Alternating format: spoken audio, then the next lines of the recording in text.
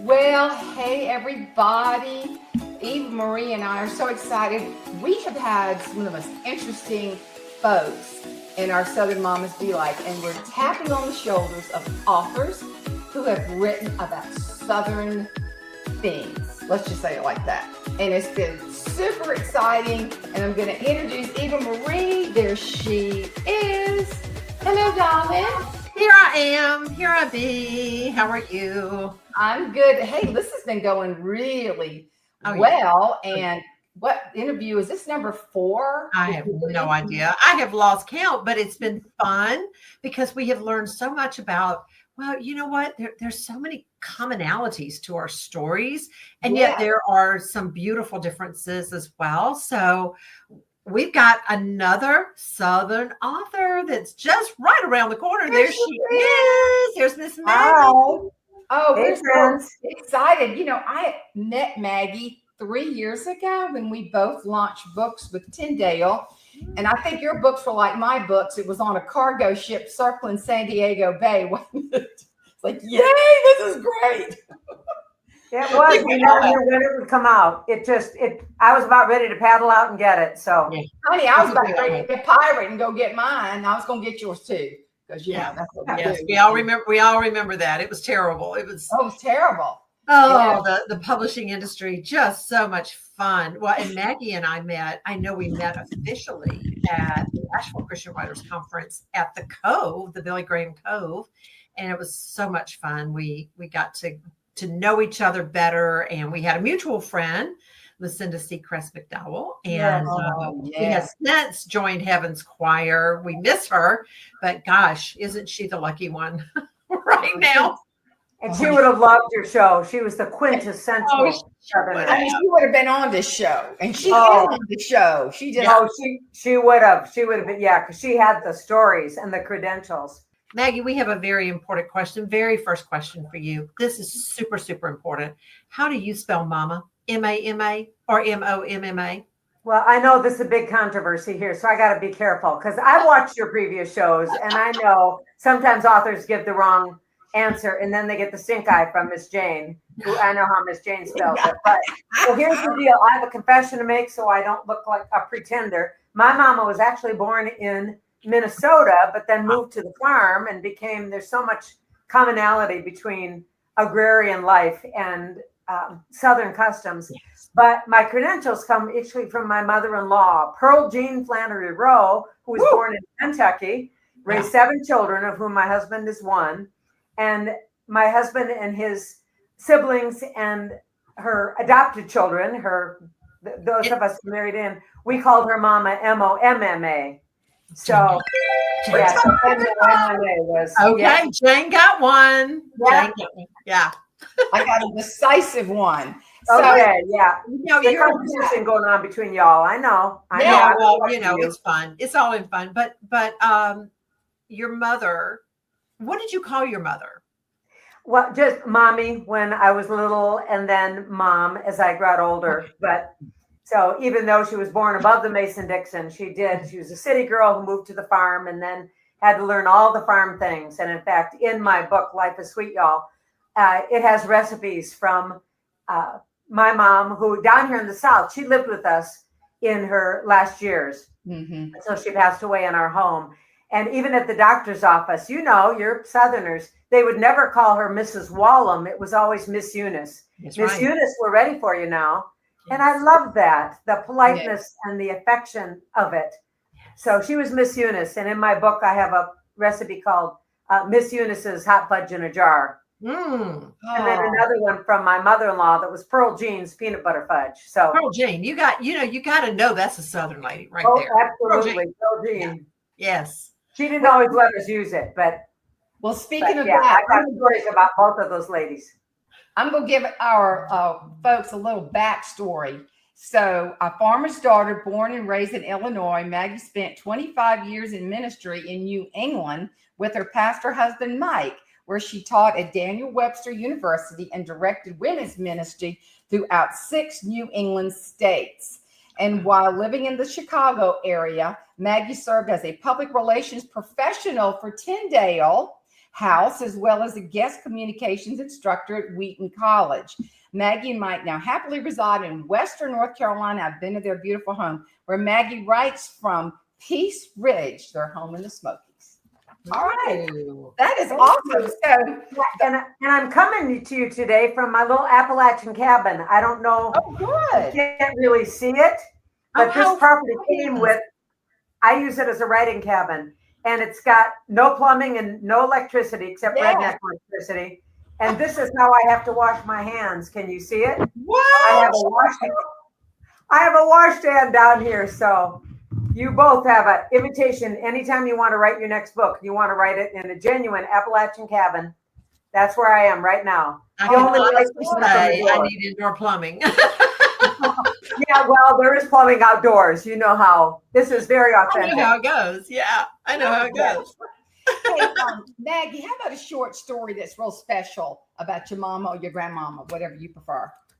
Yeah, I was thinking about that. I wrote my first book when I was 10, and it was a detective novel. Of course, I was reading a lot of Nancy Drew and Trixie Belden books.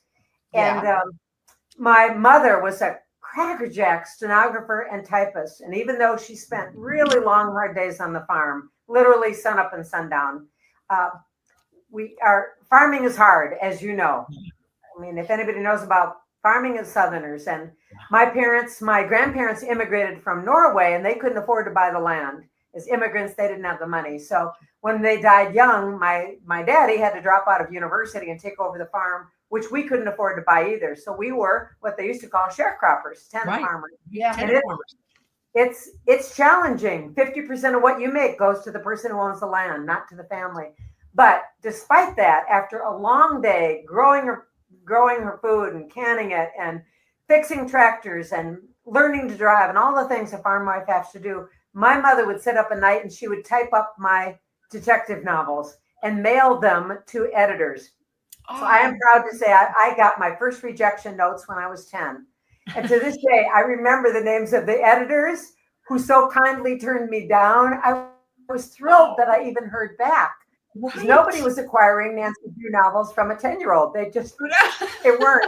So, and then I tried a different genre, fairy stories, and nobody was really acquiring those either. But that's my best story about my mama. Nobody could read my cursive, so she sat up late at night and typed my books. Oh, good. So you know what? It was going to be about a half century. What, Eva Marie? I was going to say, I think you just kind of answered my next question, but you may want to expand on it a little bit. And that is, how did your mother or grandmother shape you as a writer? Yeah, that is very much how. She must have known that none of these editors would pick up a full-length novel from a 10-year-old, no matter how precocious that kid was. But the fact that she believed in me enough to type them up and mail them in when she had to be so tired, because that all had to be done after dark, because that's when farm work is done. So sure. I think that's how she shaped it. And she did live long. Yeah. She lived long enough to know she died right before my first book came out, because it was going to be another half century before one of my books was published. My first book was published when I was 67. So there's hope, y'all. Yeah, that's right. Years of rejection, there's hope. Pay attention, ladies and gentlemen. Well, exactly. How could that be when you're only 42? I know. Look at that. Time travel, I guess it is. But how about a favorite expression, Southern expression? Well, I'll give you one from my mother-in-law, Pearl Jean. Pearl Jean. The purveyor of the 7 children, of whom my husband was the 5th. And she said something that people have, I think, accredited to comedians since, but I think it originated from her, when she used to say to her children, I brought you into this world and I can take you out. And she would be over 100 now if she was still living. So I think Pearl Jean originated that. Oh, yes. She was a little woman who never topped 5 feet and raised 3 strapping sons and 4 daughters. But she could literally, until her 50s, pick up her sons and toss them over her back. Oh, yeah. She was a tough little Kentucky woman. Wow. So, yeah, that's my mother-in-law. Same thing. It's same thing, Maggie. My mother-in-law hit 4'11". She never hit 5 foot. Yeah. Yeah, they're little, but they're strong. They're strong. Absolutely. So we were talking a little bit earlier about your latest project, but whatever it is that you're working on up there in that cabin without plumbing. But tell us also about the book that you just happen to have in your hand and a little bit about what you're working on right now. Oh, thank you. Right now. Well, I just had a meeting with an acquisitions editor yesterday. I'll find out next week whether my latest working project. So I can't, you're both authors. You can't always say too much until, the old saying, you can't count your chickens. So I'm trying hard not to count my chickens till that contract is in hand. But the book that was probably my credential for being on your show is Life is Sweet. And amazingly, it's a very retro looking book, because Jane knows, because she's seen it. And Eva Marie, I think you have. Oh, yes, I have. Yes. Life is Sweet, y'all. Wisdom with the side of sass. Yes. And the subtitle refers to the fact that it's a devotional with Southern recipes in it. That's what kind of makes it a little different. Yes. In fact, I used to say, I wrote this book for Cracker Barrel, but my book and a book by Jane Jenkins Furlong came out at the same time. And I prayed so hard one of them would hit Cracker Barrel, and one of them did. And it wasn't this one. But I was so thrilled for Tyndale, whom I love, and Jane, that her books are Cracker Barrel all over the country. So this one didn't make it, but hopefully it's in a few kitchens around the country. Oh, yes. Because the subtitle, Side of Sass, of course, refers to the fact that it's 52 Bible-based life lessons with Southern recipes in it that people could give as a gift, even if somebody is maybe not a Jesus girl, but they might be willing to read something that's got household hints and quotes from famous women like our beloved Dolly here in the mountains. Yeah. And amazingly, Tyndale did not know this when the art department designed it, but this woman is a spitting image of my mama in the 1940s. Oh, it's almost identical. This is so much what my mother looked like. Wow. So, how about that? You never know. Well, I don't. That's funny. You mentioned the Cracker Barrel connection, but I got an F in writing. So God is a good God to help things happen. But tell me about any advice that you would have, Maggie, for writers. Oh, well, Eva Marie mentioned where we first met, Asheville Christian Writers Conference, and we've both been also at Blue Ridge Mountain Christian Writers Conference many, many times. My first advice would be go to a writers conference. Eva Marie runs the fantastic one down in Florida. Yes. They're all over the country. I'm partial to the ones on the East Coast and in Florida, of course, living where I do. But anybody who's ever written gets asked for advice. And number one, it's always go to a writing conference. Absolutely. Because my husband and I have been in pastoral ministry our whole lives. We never had much money. And to be honest, I couldn't afford it until really the second half of life.